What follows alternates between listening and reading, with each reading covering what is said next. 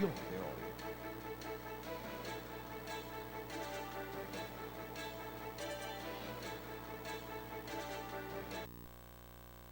Mis queridos amigos, hay fenómenos naturales y hay fenómenos culturales.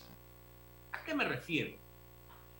Un fenómeno natural es esa tormenta, ese ciclón que andaba por allí, que ya se convirtió en tormenta, que pudo haber hecho daño, y pudo haber hecho daño no solo por su fuerza, por ser un fenómeno natural de fuerza, sino porque el fenómeno cultural de debilidad con el que él se iba a enfrentar iba a ser presa fácil de su poder. ¿A qué me refiero? Cuando pasa un ciclón por el Caribe, pasa por Haití y causa destrozos. Pasa por República Dominicana y causa destrozos. Pasa por Bahamas y causa más o menos destrozos. Pasa por Cuba y deja desastre.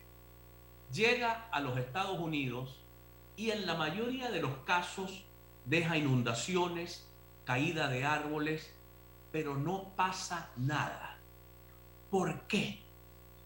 Porque todos estos problemas, mis queridos amigos, asociados a la destrucción ocasionada por los fenómenos naturales, tienen su base en la pobreza. Exactamente como usted me escucha.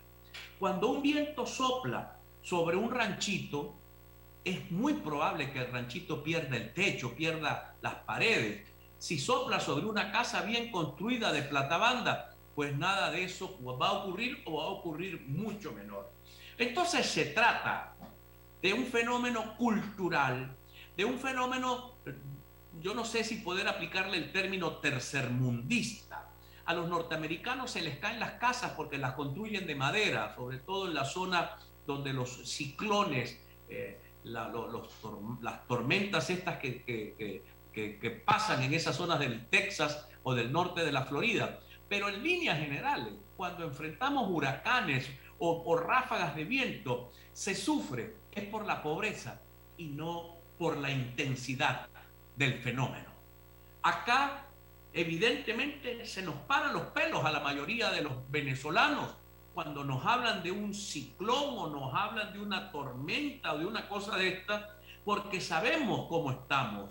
Usted va a las costas de Margarita, sobre todo a la costa norte de la isla, donde viven los pescadores, y se consigue caseríos de maderita, de palitos, de tablitas, de latas de zinc. Si por allí llega un huracán, pues eso va a ser muy difícil para esas personas. Y eso nos pasa en todo el territorio nacional. Gracias a Dios tenemos la cordillera de la costa, que es nuestro muro de contención natural. Pero mi reflexión se basa en esto, mis queridos hermanos.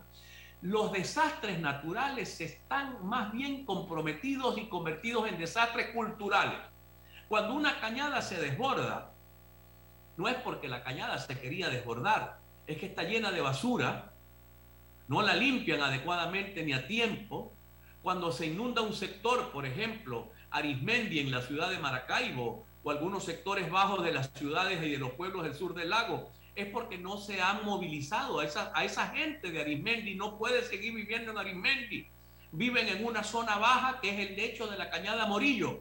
A esa gente hay que sacarla a vivir al otro lado y hacer un parque en todo lo que es Arismendi. Y no puede permitirse que la población construya casas a la orilla de la cañada, porque es natural que si crece el cauce de la cañada, cause problemas a sus orillas. Y si en la orilla se consigue una familia con un ranchito, pues adiós familia y adiós ranchito. Entonces, esto tiene que ver con pobreza, con falta de planificación, con elementos, mis queridos, que están más asociados al problema de la gobernanza, al problema del buen o el mal gobierno, al problema de las condiciones económicas del país, al problema de las condiciones económicas de la familia, más, mis queridos amigos, que al problema meteorológico en sí mismo. Ahí tenemos un montón de barrios en el oeste de Maracaibo, ni siquiera ha llovido.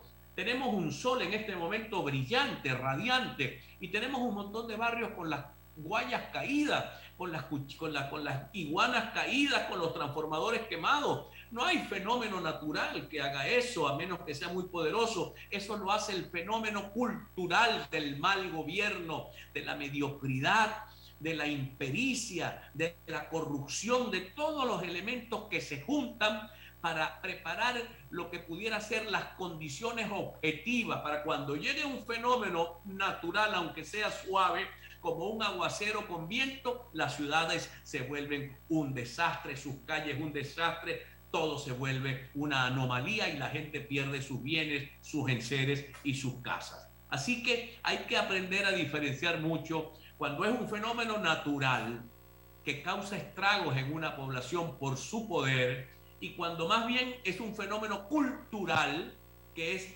todo eso que les acabo de resumir, que es la causa de por qué en este tercer mundo, cuando pasa un huracán o pasa una ventisca, nos quedamos sin techos y sin casas, y cuando se trata del primer mundo, los daños son reducidos porque allí las condiciones objetivas, culturales, son de mejor nivel que las que pasan en el mundo de la pobreza. Así que hay que saber diferenciar para no echarle la culpa solamente al ventarrón.